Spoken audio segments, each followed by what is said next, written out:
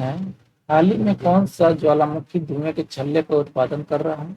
एक दुर्लभ घटना जिसे ज्वालामुखी भंवर के छल्ले के रूप में जाना जाता। A mount Fuji, B mount Vesuvius, C mount Etna या डी माउंट किलिमंजारो। हमारा आंसर ये mount Etna. Mount Etna Europe का सबसे बड़ा और दुनिया के सबसे सक्रिय और प्रतिष्ठित ज्वालामुखी में से एक है। हाल ही में धुएं के लगभग पूर्ण छल्ले का उत्पादन कर रहा है, जो एक दुर्लभ घटना है। इस अनूठे प्रदर्शन ने वैज्ञानिकों और ज्वालामुखी उत्साही लोगों का ध्यान आकर्षित किया है, जो ज्वालामुखी व्यवहार पर चल रहे शोध में योगदान देता है। दूसरा प्रश्न देखते हैं, सकारात्मक पर्यावरणीय और ज्वालामुखी लाभ वाली परियोजनाओं को निधि देने के लिए विशेष रूप से किस प्रकार का बॉन्ड जारी किया जाता है? A treasury bond, B green bond, C blue bond या डी कॉर्पोरेट बॉन्ड। हमारा आंसर ये कौन सा? ये ग्रीन बॉन्ड जारी किया जाता है सकारात्मक पर्यावरणीय और जलवायु लाभ वाली परियोजनाओं को निधि देने के लिए। भारत के सॉवरेन ग्रीन बॉन्ड एक प्रकार के ग्रीन बॉन्ड है जो विशेष रूप से राष्ट्रीय सरकार द्वारा सकारात्मक पर्यावरण और जलवायु लाभों के साथ परियोजनाओं को निधि देने के लिए जारी किए जाते हैं, जो अस्थायी निवेश और वित्तपोषण पहल की दिशा में एक महत्वपूर्ण कदम। तीसरा प्रश्न देखते हैं, प्रश्न संख्या 3 देखते हैं, किस देश में टैगोर आंध्र पद्मा बोट कार्यक्रम आयोजित किया गया था? ए भारत, बी पाकिस्तान, सी श्रीलंका या डी बांग्लादेश। हमारा आंसर ये बांग्लादेश में आयोजित किया गया था। कौन सा? टैगोर आंध्र पद्मा बोट कार्यक्रम है ये। बांग्लादेश में टैगोर आंध्र पद्मा बोट कार्यक्रम का आयोजन किया गया था। डॉक्टर आनंद गुप्ता द्वारा निर्देशित इस कार्यक्रम में टैगोर की कृतियों पर आधारित संगीत और नृत्य प्रदर्शन किए गए, जो भारत और बांग्लादेश के बीच सांस्कृतिक संबंधों को उजागर करता है।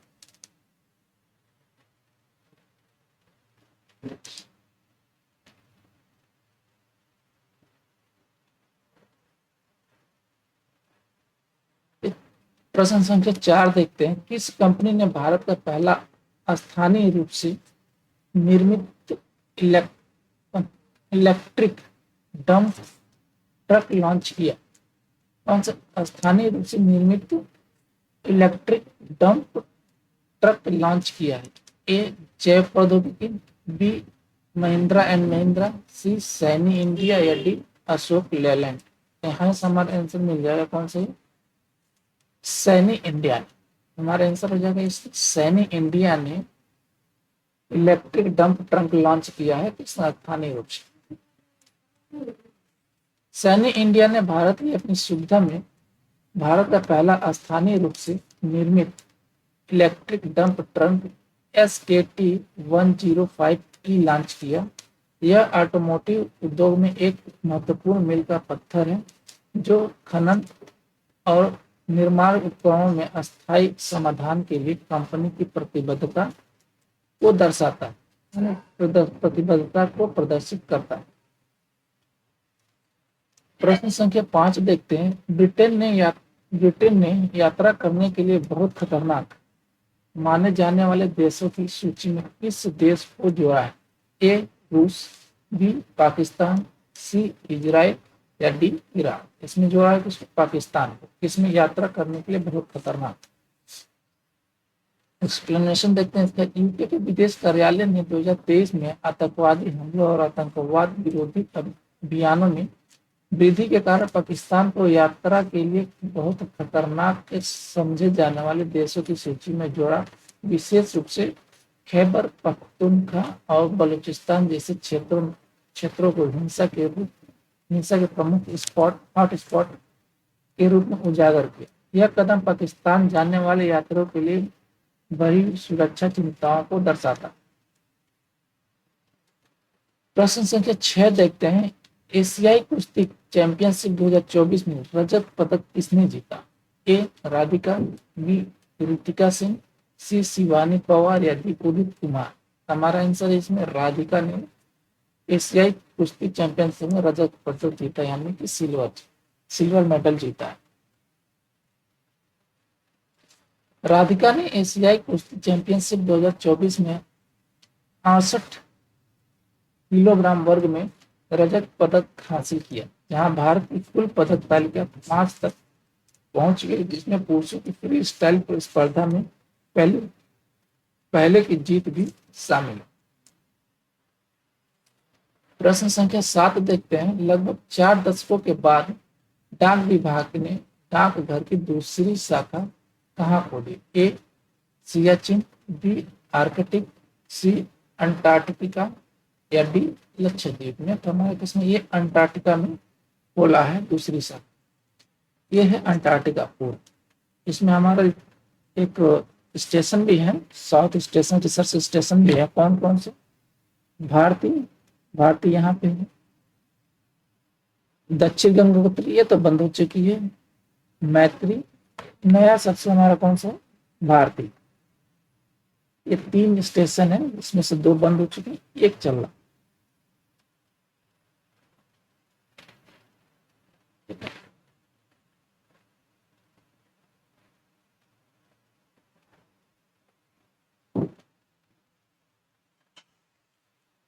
डाक विभाग ने अंटार्कटिका में डाकघर की दूसरी शाखा खोली, विशेष रूप से भारतीय अनुसंधान स्टेशन। यहाँ पे ये भारतीय अनुसंधान स्टेशन में खोला है अपना दूसरा शाखा। यहाँ पे ये भारतीय, यहाँ पे अपना दूसरा शाखा खोला है किसने? डाक विभाग ने। लगभग 4 दशकों के बाद एक महत्वपूर्ण विकास को चिन्हित किया है। यह विस्तार अंटार्कटिका में भारत की निरंतर उपस्थिति और परिचालन गतिविधियों पर प्रकाश डालता है, जो महाद्वीप पर वैज्ञानिक अन्वेषण और पर्यावरण प्रबंधन प्रयासों का समर्थन करता है। प्रश्न संख्या 8 देखते हैं। कौन सा देश 130 किलोमीटर रेंज के साथ एस्ट्रा मार्क 2 हवा से हवा में मार करने वाली मिसाइल का परीक्षण करने की योजना बना रहा है? ए भारत, बी चीन, सी रूस या डी संयुक्त राज्य अमेरिका। हमारा आंसर ये कौन बना रहा है? भारत योजना बना रहा है इसका एस्ट्रा मार्क 2 हवा से हवा में मार करने वाली मिसाइल का परीक्षण के लिए। भारत अपनी रक्षा क्षमताओं में प्रगति का प्रदर्शन करते हुए और उल्का जैसी अन्य उन्नत मिसाइलों की क्षमताओं से मेल खाने के लक्ष्य के साथ 130 किलोमीटर रेंज वाली Astra mark 2 air to air missile का परीक्षण करने की योजना बना। प्रश्न संख्या 9 देखते हैं।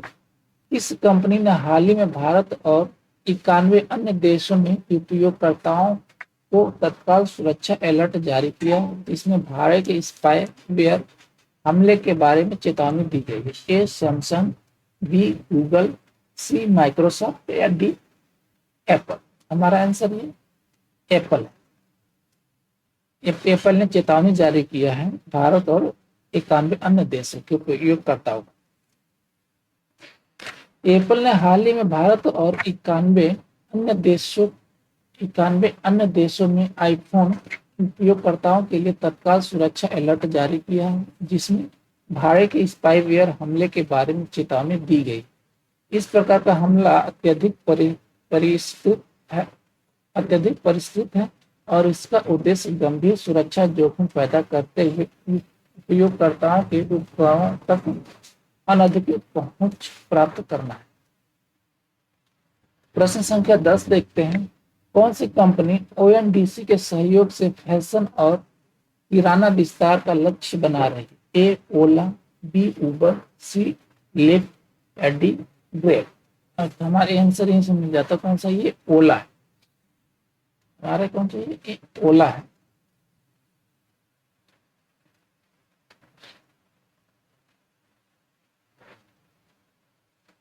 ओला ओएनडीसी के सहयोग से किराने का सामान और फैशन सहित अपने ई कॉमर्स ऑफरिंग्स के विविधीकरण पर नजर रख रहा है। इस रणनीतिक कदम का उद्देश्य ओला यूजर को अपने ऐप के माध्यम से उत्पादों की एक विस्तृत श्रृंखला श्रृंखला के लिए सहज खरीदारी और अनुभव प्रदान करना है। प्रश्न संख्या 11 देखते हैं, किस संस्था ने अर्धचालक क्वांटम प्रौद्योगिकियों और ड्रोन में अनुसंधान और उत्पाद विकास में सहयोग के लिए बेल के साथ एक समझौता ज्ञापन पर हस्ताक्षर किए? ए, भारत इलेक्ट्रॉनिक्स लिमिटेड, बी, भारतीय प्रौद्योगिकी संस्थान दिल्ली, सी, भारतीय प्रौद्योगिकी संस्थान मंडी, या डी, भारतीय विज्ञान संस्थान। हमारा आंसर हो जाएगा ये इंडियन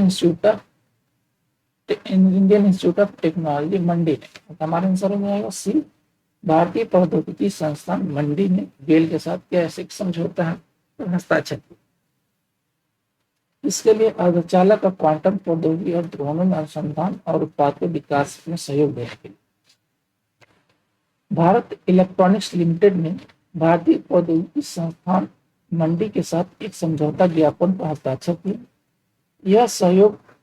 यह सहयोग अर्धचालक, क्वांटम प्रौद्योगिकियों और ड्रोन जैसे प्रमुख क्षेत्रों में अनुसंधान और उत्पाद विकास पर केंद्रित है। प्रश्न संख्या 12 देखते हैं, महिंद्रा की 1200 करोड़ रुपए की हाइब्रिड ऊर्जा परियोजना का स्थान कौन सा भारतीय राज्य है, यानी किस भारतीय राज्य में हाइब्रिड परियोजना शुरू की जा रही है इसके द्वारा महिंद्रा द्वारा? ए, केरल, बी, महाराष्ट्र, सी, गुजरात, या डी, राजस्थान। हमारा हो जाएगा ये महाराष्ट्र में शुरू कर रहा है कौन सा महिंद्रा 1200 करोड़ रुपए। महिंद्रा ने महाराष्ट्र में 150 मेगावाट हाइब्रिड सौर और पवन ऊर्जा परियोजना में 1200 करोड़ रुपए का निवेश करने की योजना बना रहा है, इसमें हाइब्रिड सौर और पवन ऊर्जा के लिए, जिसका लक्ष्य 460 मिलियन किलोवाट स्वच्छ ऊर्जा उत्पन्न करना है।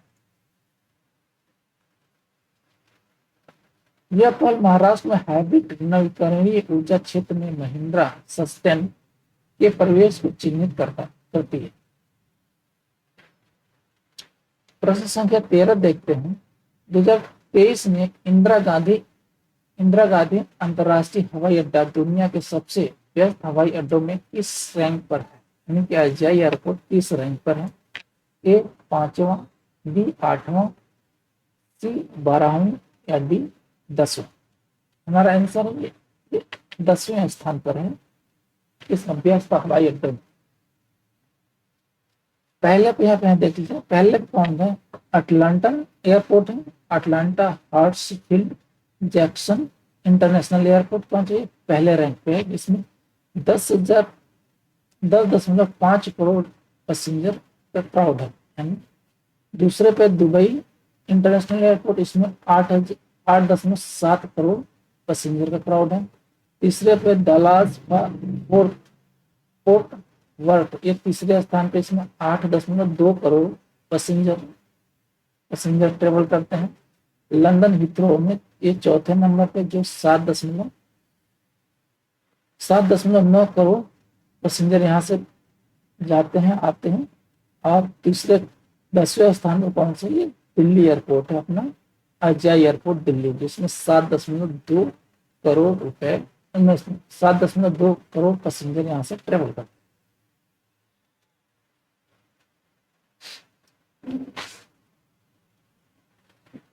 पिछले साल इसकी रैंकिंग थी 2022 में 9वीं। दिल्ली में इंदिरा गांधी अंतर्राष्ट्रीय हवाई अड्डे को 2023 में विश्व स्तर पर 10वें सबसे व्यस्त हवाई अड्डे के रूप में स्थान दिया गया है। यह रैंक यात्रियों की संख्या पर आधारित है। उस वर्ष के दौरान अजियाई हवाई अड्डे ने 7.22 करोड़ यात्रियों को संभाला था। एयरपोर्ट काउंसिल इंटरनेशनल यानी ACI सालाना ये रैंकिंग प्रदान करता है, जो वैश्विक विमानन मानचित्र पर हवाई अड्डे के महत्वपूर्ण यातायात और महत्व को उजागर करता है। प्रश्न संख्या 14 देखते हैं, कौन सा देश भारत से ब्रह्मोस मिसाइलों की पहली खेप प्राप्त करने के लिए तैयार? ए, फिलीपींस, बी, वियतनाम, सी, थाईलैंड, या डी, इंडोनेशिया। हमारा आंसर है ये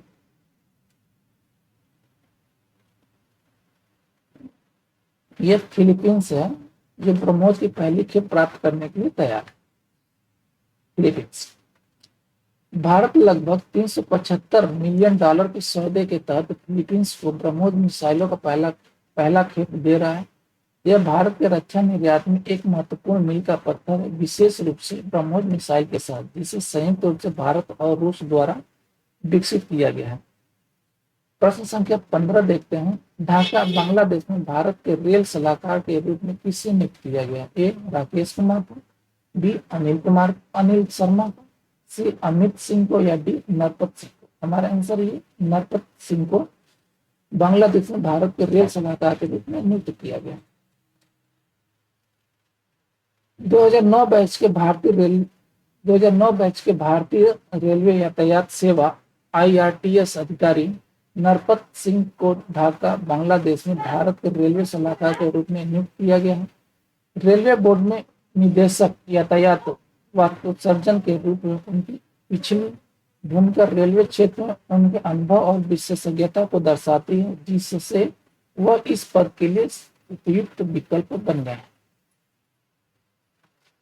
प्रश्न संख्या 16 देखते हैं। भारत में 102 सीटों पर पहले चरण के मतदान के साथ 2024 के लोकसभा चुनाव की शुरुआत कब हुई? ए अप्रैल 17 को, बी अप्रैल 19 को, सी अप्रैल 21 को, या डी अप्रैल 23 को। हमारा आंसर ये अप्रैल 19 को किया। भारत ने 2024 के लोकसभा चुनाव की शुरुआत 19 अप्रैल को 21 राज्यों और केंद्र शासित प्रदेशों की 102 सीटों पर पहले चरण के मतदान की शुरुआत की थी, मतदान के साथ की थी। इस चरण में 16.63 करोड़ से अधिक मतदाता शामिल हुए और चुनाव आयोग द्वारा व्यापक कर्मियों और सुरक्षा उपायों की तैनाती देखी गई।